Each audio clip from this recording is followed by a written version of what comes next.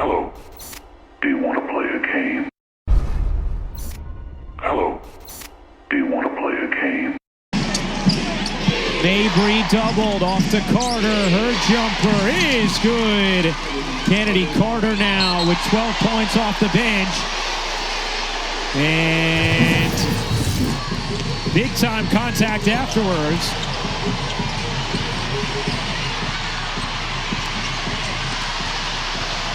Saw the knockaway there from Clark and then the lay from Boston as the officials are going to take a look at what just transpired between Carter and Clark.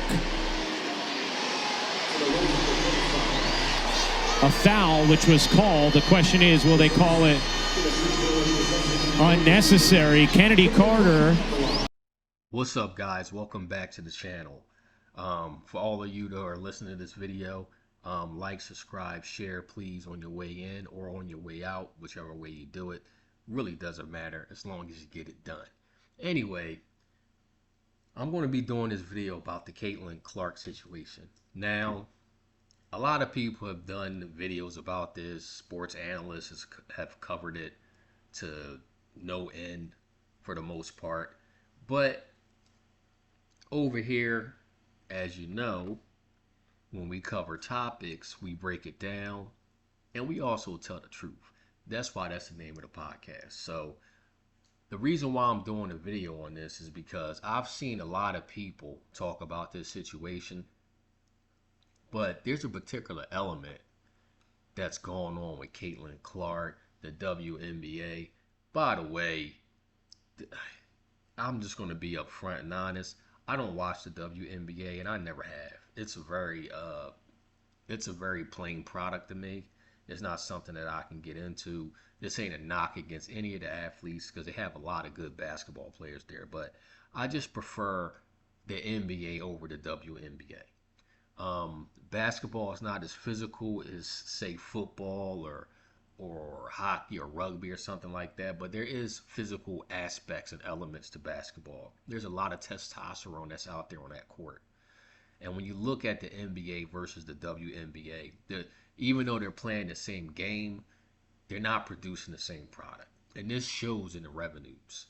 There's a reason why the NBA makes billions and the WNBA makes millions. And as a matter of fact, I don't think the WNBA makes anything. The last time I checked, the WNBA wasn't even profitable. So, a lot of different networks, First Take, Undisputed, to name some of the more popular ones, even Shannon Sharp's talked about it, has covered this topic. But no one ever peels back the layers. Like, this story is like an onion, guys. And there's a lot of layers to be peeled back. And I feel like everybody has just been on the surface, but no one's really been peeling back the layers of this onion, of this story. Because the more layers you peel back, the smellier the story gets. Like, the more layers you peel back on the onion, the stronger the smell of the onion gets. Same thing with this story, guys. So there's an element of what's going on with Caitlin Clark, the WNBA, and these players that nobody's talking about. And it's a reason why nobody's talking about it. But over here, we talk about any and everything, as long as it's the truth, as long as it's honest, and as long as it's for edification, meaning to make things better. So, the first thing I want to address to everybody, that I'm sure most of you guys know, but Caitlin Clark is not the best player in the WNBA. And she's never made that claim, and I don't think anybody's ever made that claim that Caitlin Clark is the best player in the WNBA. As a matter of fact, she just got there. That would be equivalent to saying an NBA player out of college is the best player in the NBA.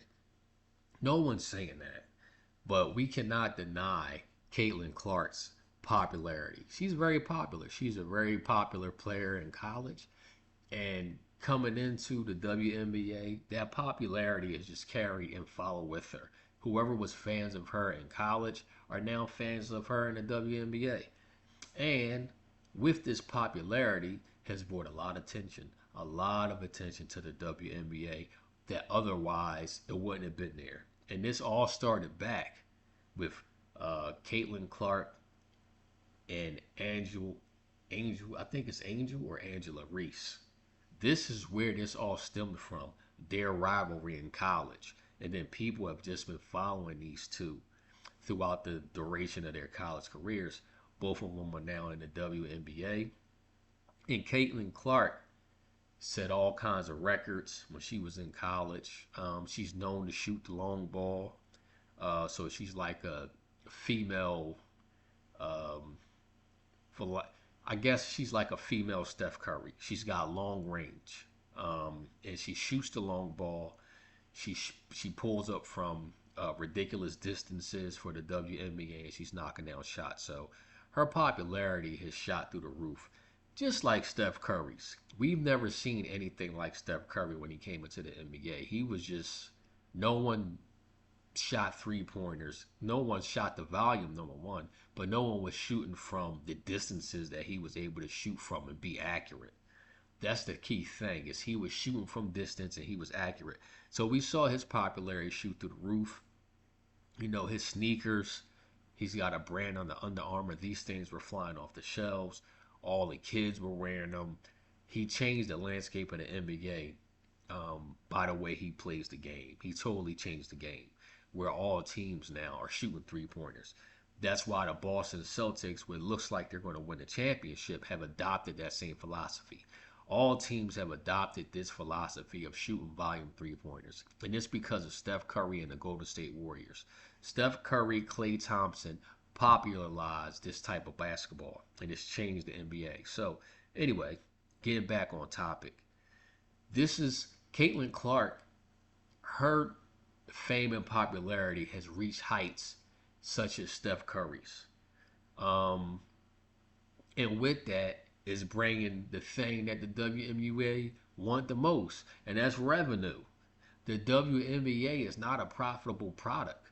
Not many people watch it. But with the addition of Caitlin Clark, it's brought a whole new fan base and a lot more attention and a lot more eyes to the game.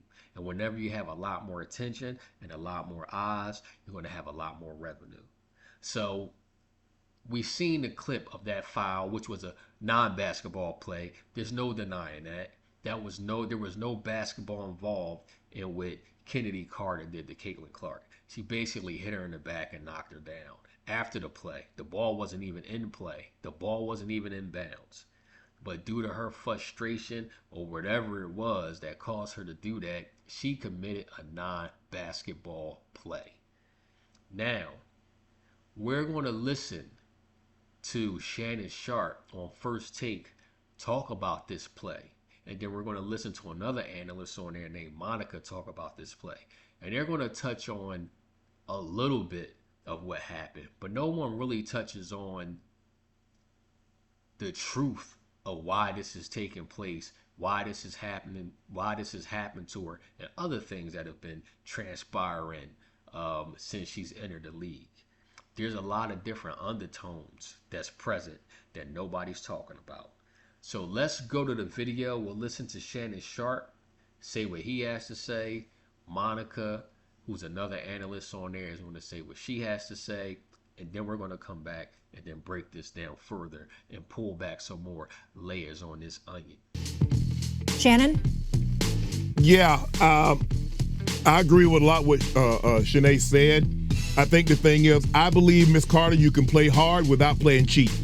Now, if you want to say, well, she threw an elbow or a punch at my head, if you wanted to hip check her and you're trying to block her out for a rebound, I don't think we're having the discussion. Shanae, Monica, I don't think we're having that discussion. But because she was standing there and you go up and you do that, now all eyes are on you. Plus the fact, if people look at your resume, is who you are. You're a top 5 pick, and within inside of a year, you're kicked off a team. You go to another team, and within that situation, all that happens. And yeah, of course. It's the same thing. Stephen A. Put Stephen A. up on the screen for a second. Stephen A., you remember when Tiger Woods came into the PGA? How they hated on him because he was getting all the shine? But now they applaud him for all the money and revenue that these tournaments pay out now. So I agree. Miss Carter, I believe you can play hard. You're supposed to compete, but I believe you can do it without being cheap. And that what you did with a cheap shot. I 100% concur with Shannon Sharp. It was definitely a cheap shot. Let's see what Monica has to say in response to what Shannon said. I agree with both Janae and Shannon. And we all have said this is not a basketball play. And I think we heard from head coach Teresa Weatherspoon, who is a legend in the WNBA, right? And she acknowledged that's not going to be what Sky basketball is all about. And so this was a bad moment for Chennedy Carter. It has been magnified. It has been a point of discussion. I still feel that it's a non-story in my mind, but I understand that we have to discuss it because of what we do for a living. But if this happens on the ebbs and flows. Now, Monica, let me call her out on this. Number one, she's being very disingenuous. She's saying this is a non-story. I don't know if you guys ever watched First Take, but 99% of the conversations is about LeBron James. Anything, what LeBron James had for lunch, they talk about it. What shoes LeBron James is wearing, they talk about it. What haircut LeBron James is going to get next, they're talking about it. Where LeBron James' son is going to get drafted, who he's going to get drafted by, what school he's going to go to, they're talking about it. So Monica is being very disingenuous. Her job is to sit up there and talk about LeBron James 99% of the time because that's what the program calls for. And she's never said, this is a non-story. This is a non-issue. I don't understand why we're talking about it. So she's being very disingenuous and very fake. And I don't have anything against Monica. I actually liked Monica before she said all these comments. And I don't dislike her, but she's being very disingenuous. She's trying to sweep something under the rug as if it's no big deal. But I'm going to explain to you exactly why this is a big deal as we peel back some more layers of this onion. Of a regular basketball game to somebody else, it's not a story, y'all. And so I just think this is not a good look. Sometimes when you compete at a high level, it is an emotional experience. You make a decision that you ultimately regret, and that's what this is in the Sky. And I'm sure the Fever probably too are both going to move on. Monica says that this is not a story. This is not really an issue. The only reason why it's an issue is because it was done to Caitlin Clark.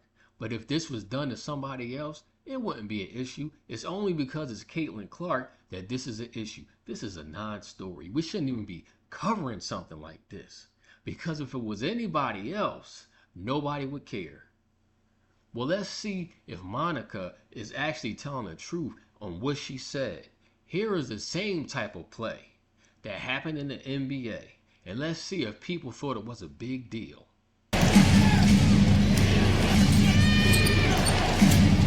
8 to shoot for Chris Paul. Devin Booker's at half court talking to the fans. Paul for 3, puts it in. 118-92. The Suns have blown it open. 37 points for Paul. Booker talking to the fans, understanding we've seen this movie before. We have an issue on the court right now between both teams, but Chris Paul. Beverly and Chris Paul. Beverly and Paul after knocking down that shot. This is now live as Beverly and Paul get into look like some kind of pushing match as the players are going to their respective benches after the timeout was called.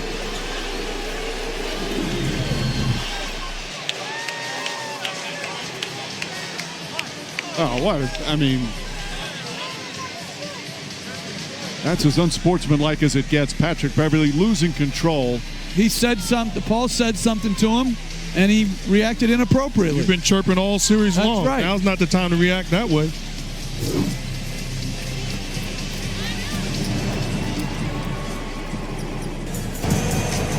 Upon video review, it has been determined that Petr rejected and assessed the technical foul. Phoenix will shoot 1 free throw, and then LA's ball.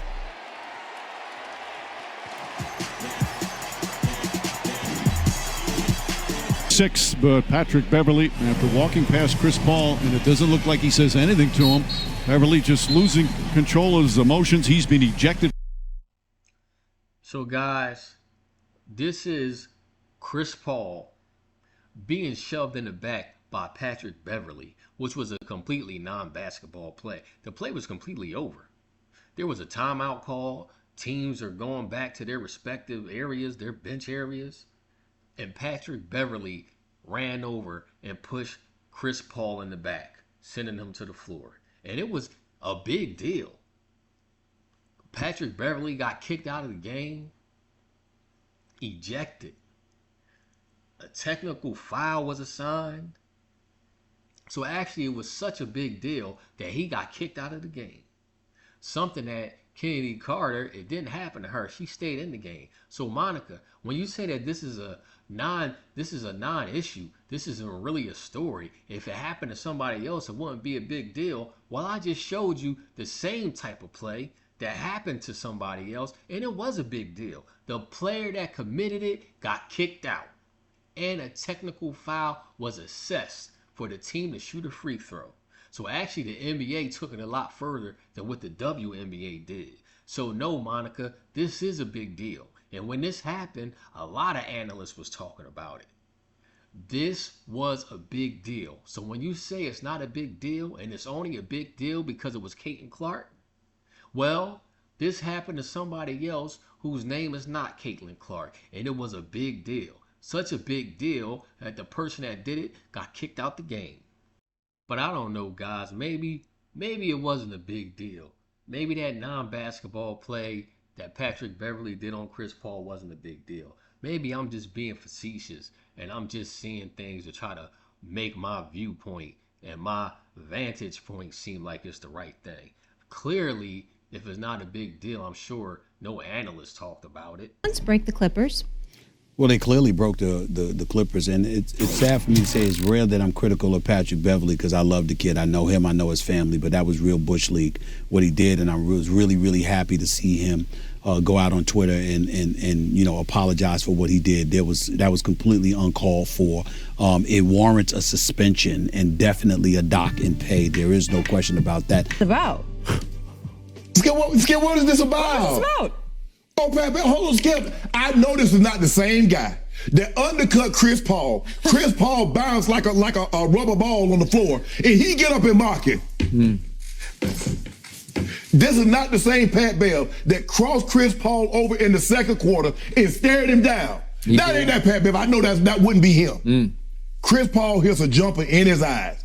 Got it going, and you shove the man, Skip. You could really hurt because you relax. You're not paying attention. What if Chris Paul suffers an injury, a ligament in his knee or something? Why would you do that?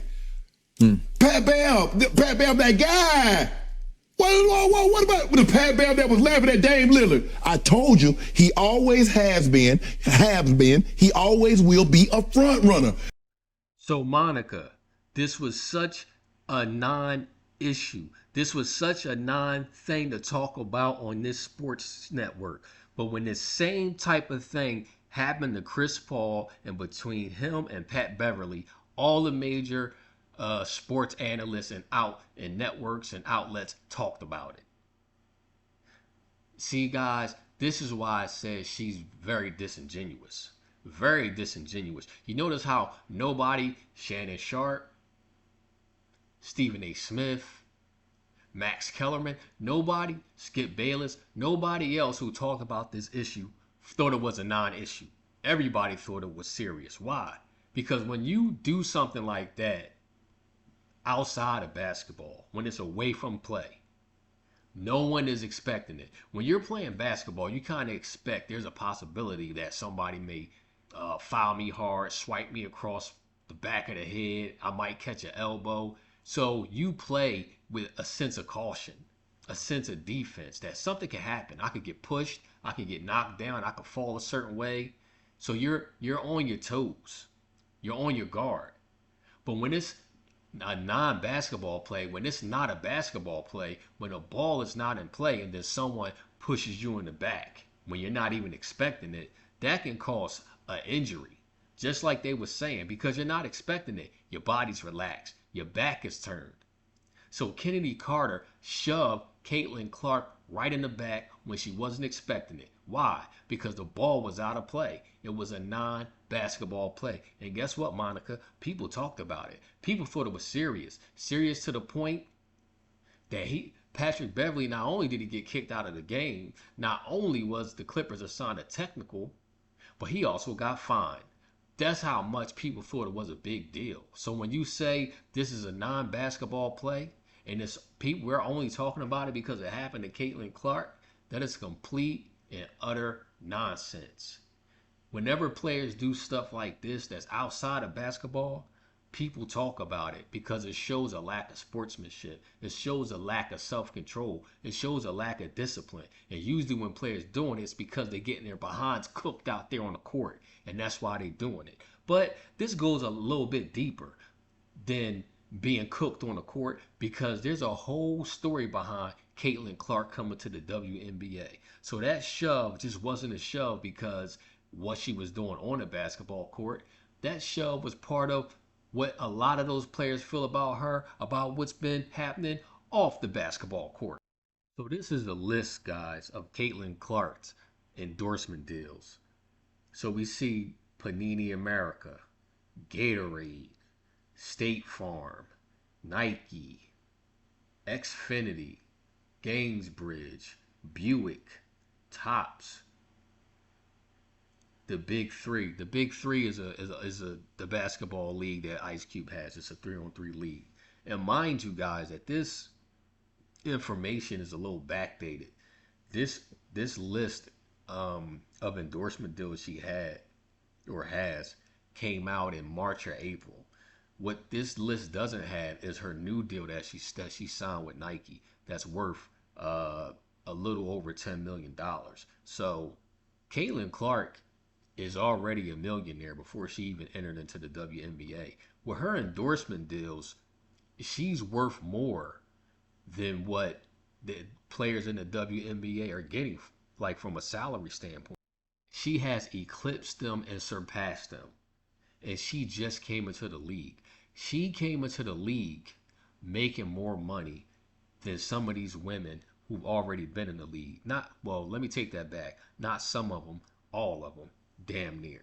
Now, do I know every WNBA player's salary in the league? No. But I know that they don't make a lot. And I know based off of her endorsement deals that she has, she's making more in her endorsements than any of the players in the WNBA, including the ones that are better than her. So guys, we got to back up and look at this from a realistic standpoint. Basketball is very competitive. All sports are very competitive. Caitlin Clark comes into the league. She coming straight out of college. She's worth more and making more money than all of the women in the WNBA.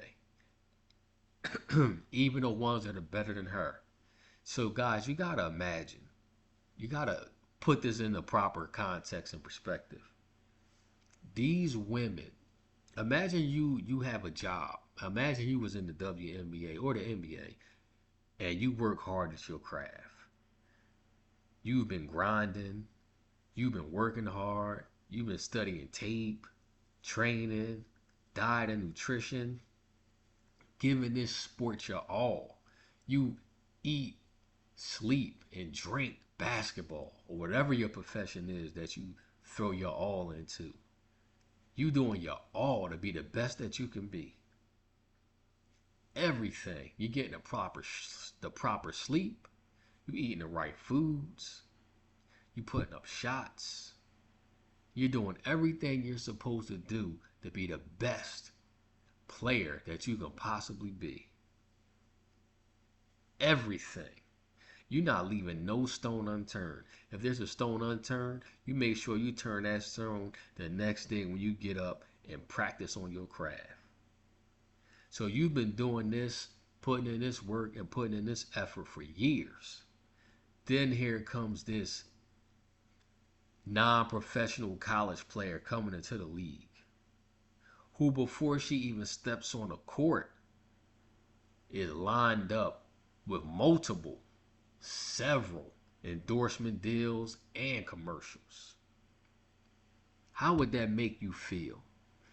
As a human being, grinding, working, putting in all that effort and all that energy into your craft, How would that make you feel? That's no different, guys, if you work at a job. I don't know if you ever had this happen to you, but you work at a job and you've been there for a while and you're great at your job, and then the company hires someone who you have to train to be able to do your job, and they're making more money than you.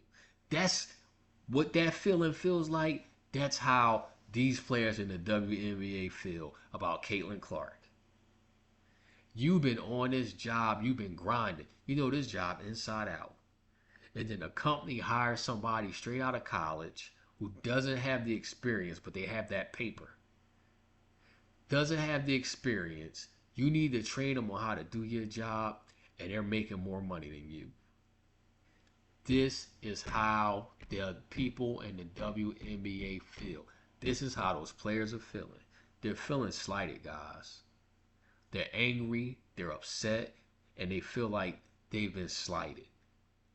But along with the anger, along with the upset, along with them being mad, along with them being frustrated, there's some other elements that they're feeling in there too. And that's jealousy and envy. You got to think about it, guys. She comes in, she's making more money than you, she's worth more than you, and she's getting all this attention.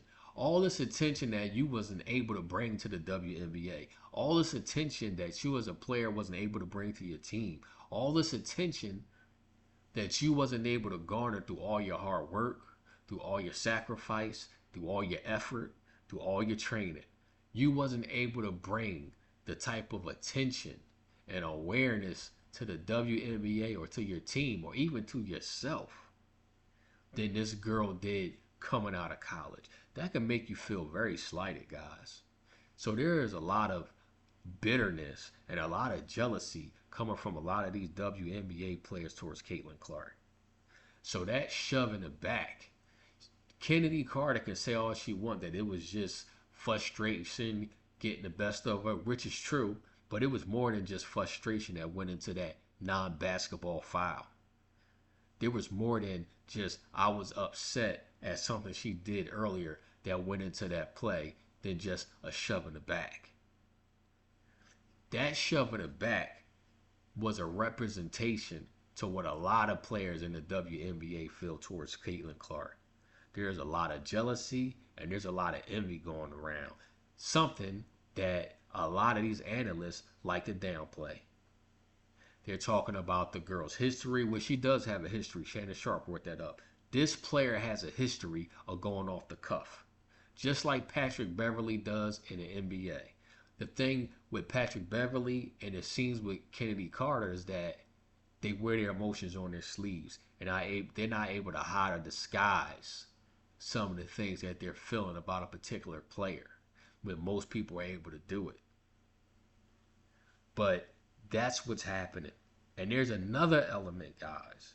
There's another element that nobody is talking about with this story. But I'm about to tell you right now.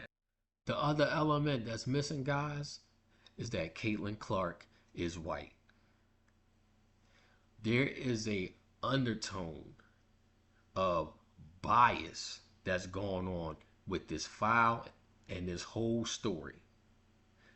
Caitlin Clark is white, and she's playing in a WNBA, in a sport that's predominantly black athletes. Guys, for those of you that don't believe what I'm saying, let me give you a little history lesson on why I came to this point in this conclusion. There is a hidden jealousy that exists between black women in America towards white women. And guys, let me make this clear. I'm only speaking about America. I never lived anywhere else, so I don't want anybody leaving no comments saying that ain't how it is in Cuba, or that ain't how it is in Senegal, or that ain't how it is in Johannesburg or France or anything like that, or Colombia or Puerto Rico or Haiti or any other countries. I never lived in those countries, guys. I only lived in America. So when I say this, I'm talking about American culture, American history, American societies, sociology, sociology, the study of society, the study of people and societies, the study of cultures and people and societies. In this country, there is a hidden jealousy that exists between black women towards white women. There is a hidden undertone of racism that exists in this Caitlin Clark story. Black women have a complex about themselves when it comes to white women in America. They are very insecure about the way they look. They feel inferior to white women when it comes to beauty and beauty standards. But guys, you got to think about it. You have to think about why something like this would exist. Well, they grew up in a predominantly white society in a predominantly white country, which is what America is. Most of the TV shows that they saw growing up had beautiful white stars playing in them. Whenever you saw beauty, most of the movies they saw growing up had beautiful white stars in them. Most of the magazines they saw growing up and that they read and looked at, whether it be those teen magazines. I don't even know if they still got those, by the way. But back when I was a teenager, they used to have like Teen Pop and these different teen magazines. But anyway, it always had beautiful white stars on the covers, inside the magazine. Whenever you saw beauty, it was always through the lens of what the majority of the people found to be beautiful. Now, so what do I mean by that? So if you live in a country that's predominantly one race, then the race that makes up the majority are going to be responsible for what they consider to be beautiful. So it makes sense, because most of the people in America are predominantly white, that whenever they're looking for someone to go on a magazine cover, in a movie, on a show, that it would be the eyes through the lens. It would be through the lens of the person who's in charge. So beauty standards between white men, black men, different kinds of men are going to be different. Now, I'm saying this in general. I'm not saying everybody likes something different, but in general, black American men tend to like more curvier women. They like women with big backsides. White American men tend to not like that. They like women with more proportional body parts. They like symmetry when it comes to their women. They don't like anything that's too over the top. You don't see too many white guys saying how beautiful Nicki Minaj is, but you see a whole lot of black guys saying how beautiful she is. So it's just a difference. It's a difference in the beauty standards and in the taste. So when you grow up in a country that's predominantly white, then the beauty standards are going to be different, because what white men find to be beautiful is different in general to what black men find to be attractive.